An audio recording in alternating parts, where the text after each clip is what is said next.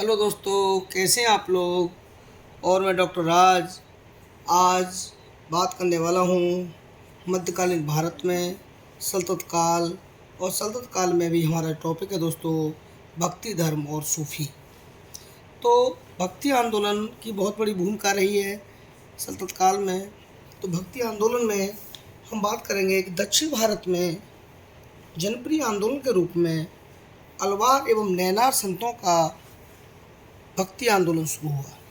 अलवार एवं नैनार संतों का भक्ति आंदोलन शुरू हुआ। रामानुज ने भक्ति आंदोलन की दार्शनिक पीठिका निर्मित की। रामानुज ने भक्ति आंदोलन की दार्शनिक पीठिका निर्मित की। उसने शंकर के अद्वैतवाद में संशोधन किया। शंकराचार्य ने दर्शन के क्षेत्र में अद्वैत दर्शन का प्रतिपादन किया था और साधारण लोगों के लिए शैव उपासना पर बल दिया था। शंकराचार्य महायान बौद्ध दर्शन से प्रभावित थे, इसीलिए शंकराचार्य को प्रच्छन्न बुद्ध कहा गया है। दोबारा समझ लीजिए, शंकराचार्य महायान बौद्ध दर्शन से प्रभावित थे, इसीलिए शंकराचार्य को प्रच्छन्न बुद्ध कहा गया है।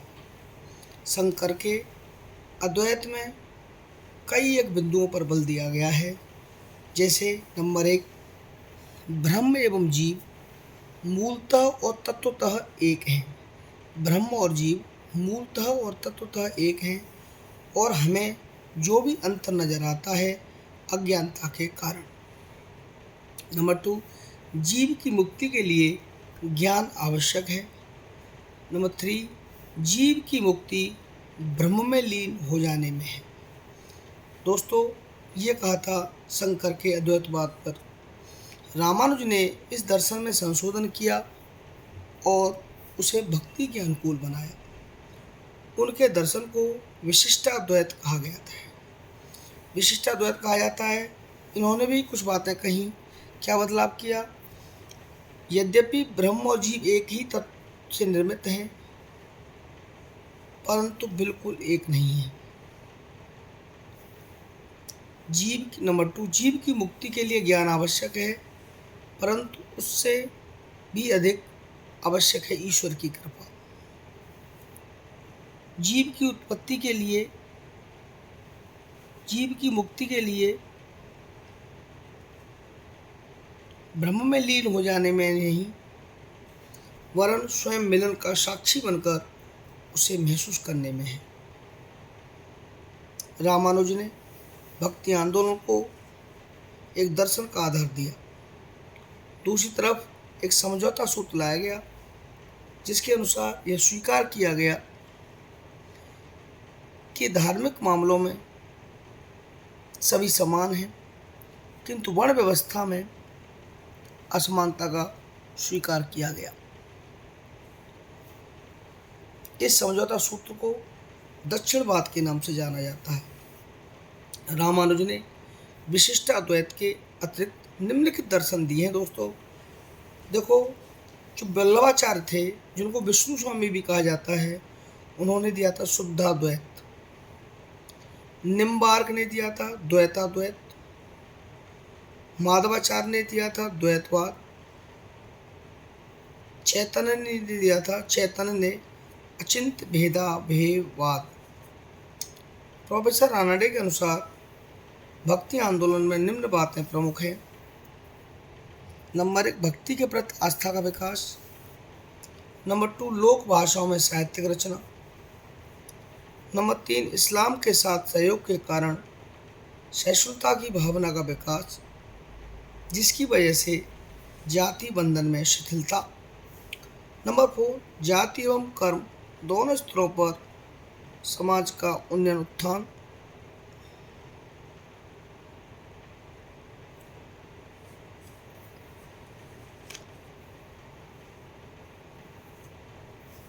भक्ति आंदोलन के दो चरण थे।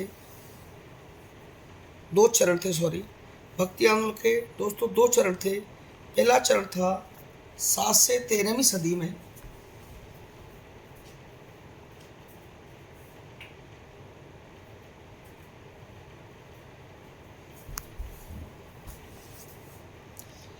दक्षिण भारत, 7 से 13वीं सदी दक्षिण भारत और 13 से 16वीं सदी उत्तर भारत। उत्तर भारत में भक्ति आंदोलन के प्रसार के कारण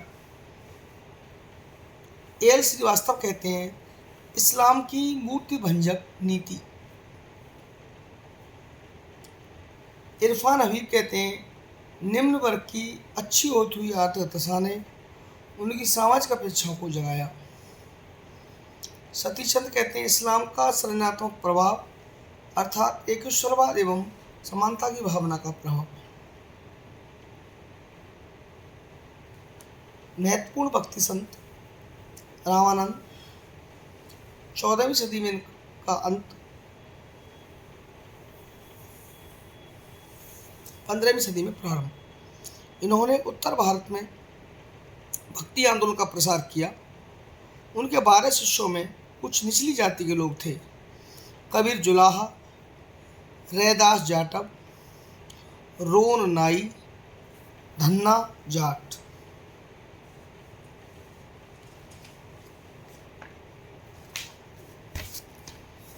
दोस्तों अब शुरुआत करते हैं कबीरदास से।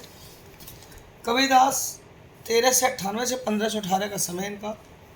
कबीर निर्गुण संत थे और सगुण संत से वे इस बात से भिन्न थे कि ईश्वर के निराकार रूप की आराधना करते थे। साथ ही अवतारवाद एवं लीलावाद में विश्वास नहीं करते थे।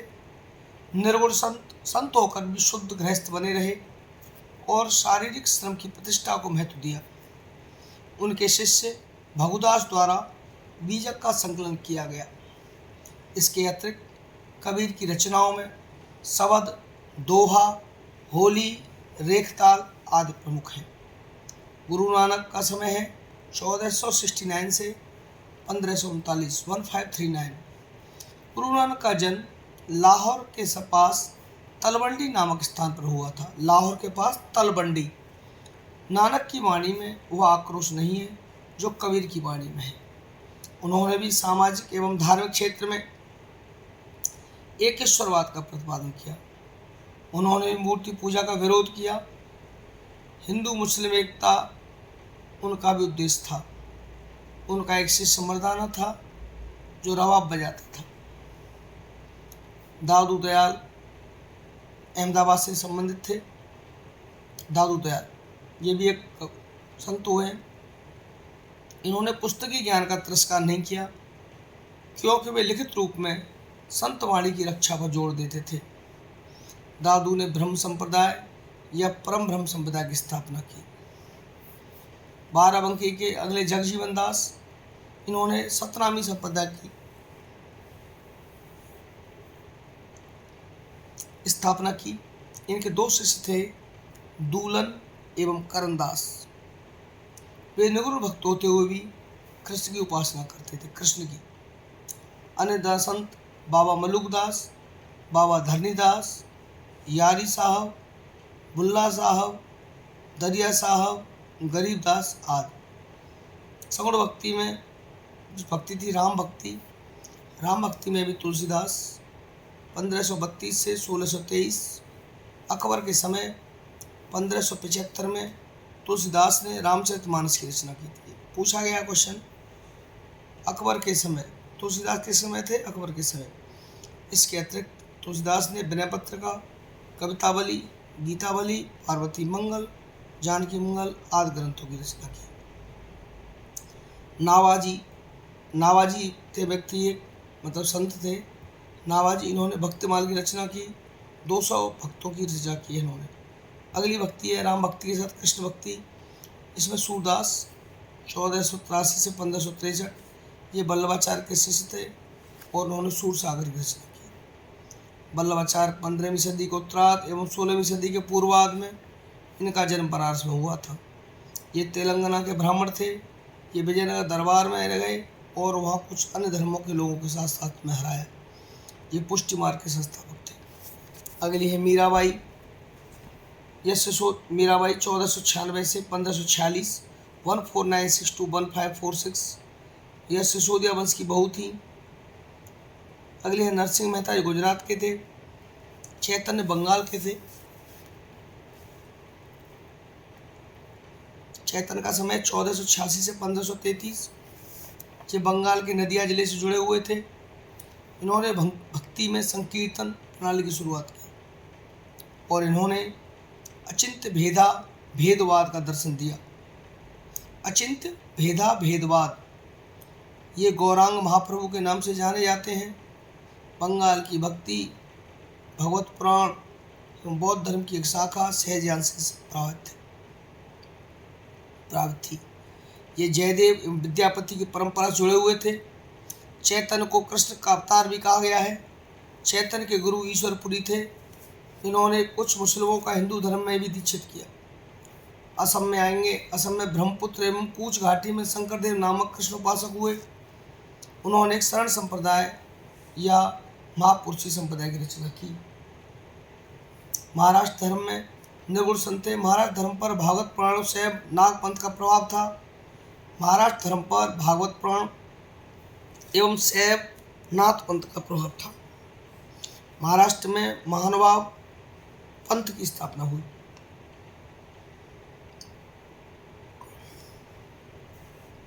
इसके संस्थापक गोविंद प्रभु नामक संत थे। चक्रधर इसके प्रथम धर्म प्रचारक थे। नामदेव ने इस पंथ को व्यवस्थित आधार पर संगठित किया। ज्ञानदेव विठोबा के पुजारी थे। यह पंथ कृष्ण मार्गियों का पंथ था। इन्होंने भगवत गीता पर टीका लिखी जो ज्ञानेश्वरी के नाम से जानी जाती है। नामदेव, ये ज्ञानदेव हो, नामदेव ये पेशे से दर्जी थे। ये महाराष्ट्र भक्ति आंदोलन एवं उत्तर के केशववादी आंदोलन के बीच की कड़ी थे। एकनाथ एवं तुकाराम ये संत महाराष्ट्र के पंढरपुर नामक स्थान जुड़े हुए थे। इन संतों ने अभंगों की रचना की। ये संत बरकड़ी संप्रदाय से जुड़े हुए थे। महाराष्ट्र में एक धरकड़ी संप्रदाय भी था, बरकड़ी धरकड़ी। इस संप्रदाय के संत सांसारिक एवं आध्यात्मिक बातों में सामंजस्य बनाकर चलते थे। इस संप्रदाय के महत्वपूर्ण संत रामदास समर्थ थे। उन्होंने दासबोध नामक ग्रंथ की रचना की। वे शिवाजी के गुरु थे। कर्नाटक क्षेत्र, कर्नाटक में उडुपी भक्ति का केंद्र था। अगले माधवाचार्य 1199 से 1278। इस कर्नाटक क्षेत्र में भी भक्ति का हजासी संप्रदाय विकसित हुआ। पुरंदरदास को कर्नाटक संगीत का पिता माना जाता है। ये था दोस्तों भक्ति धर्म। अब सूफी के बारे में बात करते हैं। सूफी शब्द अरबी शब्द सफ़ा से निकला है। इसके दो अर्थ होते हैं। एक अर्थ में यह ऊन के कपड़े पहनने वालों के लिए प्रयुक्त होता है। दूसरे अर्थ में शुद्धता पवित्रता का प्रतीक है। इसका भी आधार कुरान ही है। कुरान की रूढ़वादी व्याख्या शरीयत कहलाती है और इसकी उदारवादी व्याख्या तरीकत कहलाती है। कुरान की रूढ़वादी व्याख्या शरीयत कहलाती है और इसकी उदारवादी व्याख्या तरीकत कहलाती है। सूफी रहस्यवाद इसी से जुड़ा हुआ है। इसका मानना है कि हक परमात्मा को कहते हैं और खलक जीव दोनों एक हैं। परमात्मा और जीव दोनों एक हैं। सूफी शब्द का प्रयोग करने वाले प्रथम लेखक बसरा के जायज थे 869 में। जामी के अनुसार सूफी शब्द का प्रथम प्रयोग कूफा के अबू हाशिम ने किया था। अल कुरैशी के अनुसार सबसे पहले 811 में सूफी शब्द का प्रयोग हुआ। सूफी धर्म में क्लब, जो आजकल हम क्लब बोलते हैं, क्लब हृदय की साधना के द्वारा रूह को मुक्त करने की बात कही गई है। सूफी धर्म में हृदय यानी क्लब की साधना के द्वारा रूह को मुक्त करने की बात कही गई है। सूफी वही कहलाता है जो तसव्वुफ का अनुयायी हो, सारे धर्मों से प्रेम करने वाला हो। इसके दर्शन के विकास में ईरान का बहुत बड़ा हाथ था। अधिकांश सूफियों ने भी इस बात को स्वीकार किया है, परंतु इस पर अन्य धर्मों एवं विचारधारा का भी प्रभाव था। ईसाई धर्म, नप्लेटीवाद, जरथुस्त्र धर्म, बौद्ध धर्म तथा हिंदू दार्शनिक पद्धति। 8वीं सदी में एक महिला संत रबिया थीं। 10वीं सदी में मंसूर बिन हल्लाज नामक सूफी संत आए। ये प्रथम साधक थे जिन्होंने अपने को अनहला घोषित किया, अतः इनको मृत्युदंड दे दिया गया। 12वीं सदी के एक संत अल गज्जाली ने रूढ़िवाद एवं उदारवाद के बीच एक प्रकार का समझौता लाया। उनका मानना था कि अल्लाह और उनके गुणों का ज्ञान तर्क से न प्राप्त होकर आत्म प्रकाश से ही प्राप्त हो सकता है। 10वीं सदी में दो महत्वपूर्ण बातें हुई।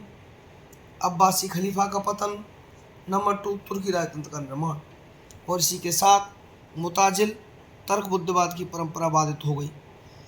अल गज्जाली ने सूफी मत को इस्लामी जगत में प्रतिष्ठित किया। इब्न ए अरबी प्रथम सूफी संत हैं। इब्न ए अरबी प्रथम सूफी संत हैं जिन्होंने वहदत उल वजूद का सिद्धांत दिया। इसका अर्थ होता है, वहदत उल वजूद का अर्थ होता है भगवान सर्वव्यापक है और सबों में उसकी झलक है। भारत में आने वाला प्रथम सूफी संत अल हुज्जीरी या दाता बख्श थे। सूफी संप्रदाय विभिन्न सिलसिलों में विभाजित था। 16वीं सदी में अबुल फजल ने लिखा है कि सूफी संप्रदाय के 14 सिलसिले थे। सूफी परंपरा के अनुसार गुरु को पीर कहते थे, शिष्य मुरीद होता था, उत्तराधिकारी वली होते थे, और सूफी संत के निवास को खानकाह कहते थे। सूफी सिलसिले दो प्रकार के होते थे। जो शरीयत को मानते थे वे बासरा कहलाते थे, जो शरीयत को मानते थे, और जो शरीयत को नहीं मानते थे वे बेशरा कहलाते थे। बेशरा बासरा, बेशरम होते हैं, बेशरम जो शरीयत को नहीं मानते, बेशरम, तो बेशरा बासरा। बासरा के दो महत्वपूर्ण संप्रदाय थे। बासरा के दो संप्रदाय थे, चिश्ती और सोहरावर्दी। चिश्ती और सोहरावर्दी सिलसिला। सैयद मोहम्मद हाफिज के अनुसार चिश्ती भारत का प्रथम सूफी सिलसिला है। इसके संस्थापक शेख मोइनुद्दीन चिश्ती हैं, जो मोहम्मद गौरी के आक्रमण के समय भारत आए थे।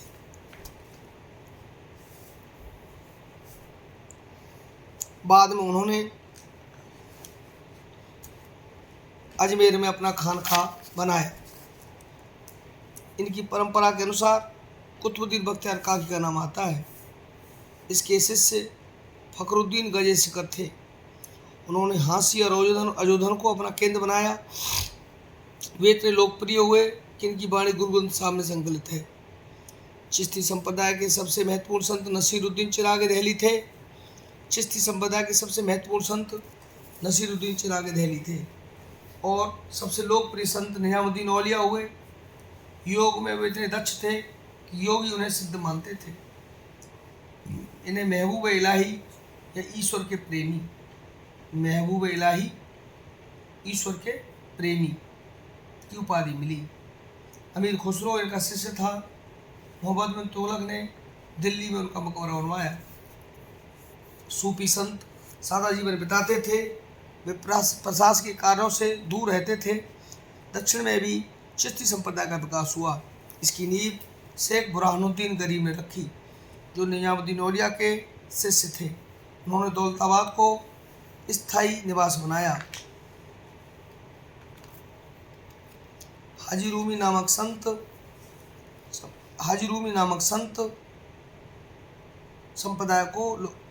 नामक संत ने बीजापुर में अपना खानकाह स्थापित किया। शेख हुसैनी गेसुदराज एक महत्वपूर्ण संत थे। इन्होंने दक्षिण में सूफी संप्रदाय को लोकप्रिय बनाया। गेसुदराज को बंदा नवाज की उपाधि मिली।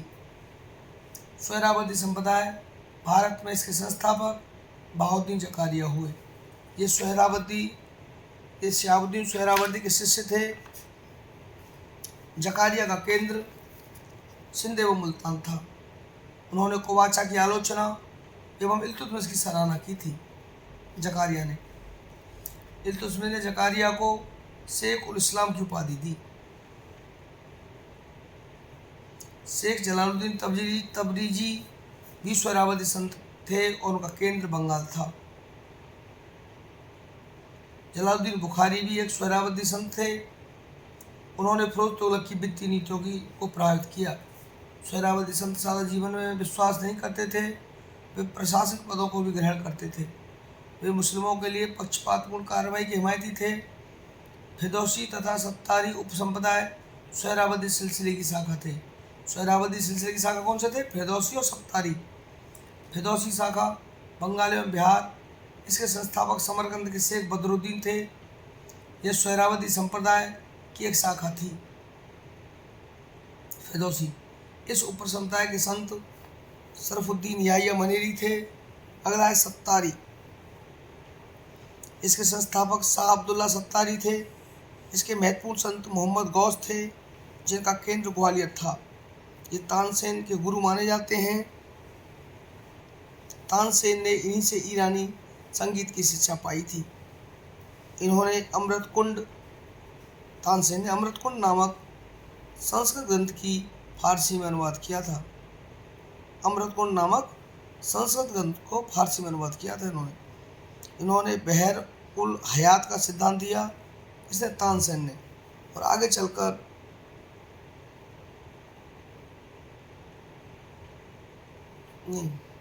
इन्होंने बहर उल हयात का सिद्धांत दिया, ये सत्तारी ने, जो आगे चलकर दारा शिकोह द्वारा प्रतिपादित मजमुल बहरीन का आधार बना। महदवी सिलसिला, इसके संस्थापक जौनपुर के मोहम्मद थे। उनका मानना था कि मुसलमानों पर भी जजिया कर लगाया जाना चाहिए, जो महदवी सिद्धांत से सहमत नहीं है। नक्शबंदी, इसके संस्थापक ख्वाजा बाकी बिल्ला थे। इसके महत्वपूर्ण संत शेख अहमद सरेंदी थे। इनकी दृष्टि रूढ़िवादी थी। उन्होंने वहदत उल वजूद के सिद्धांत को उलट दिया और उसके बदले उन्होंने वहदत उल शहदत का सिद्धांत दिया। इन्हें जहांगीर ने गिरफ्तार कर लिया। ये मुजहिद आलिफ सानी के नाम से प्रसिद्ध है। मुजहिद आलिफ सानी। ख्वाजा बाकी बिल्ला को जहांगीर ने गिरफ्तार कर लिया था। कादरी या कादरिया, इसके संस्थापक नियमातुल्लाह कादरी थे। दारा शिकोह कादरी सिलसिले से ही जुड़ा हुआ था।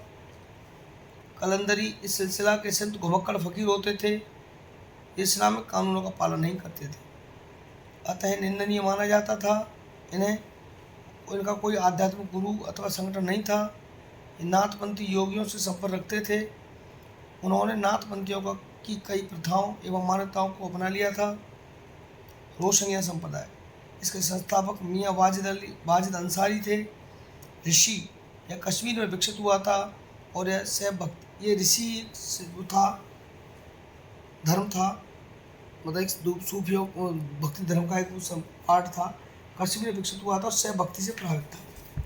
ठीक है, ये हो गया हमारा सूफी भक्ति और सूफी धर्म, धार्मिक भक्ति धर्म। अगला हम जो करेंगे स्थापत्य कला के बारे में करेंगे, सल्तनत काल की। तो दोस्तों ये होगा हमारा सल्तनत काल का सूफी भक्ति। थैंक यू दोस्तों।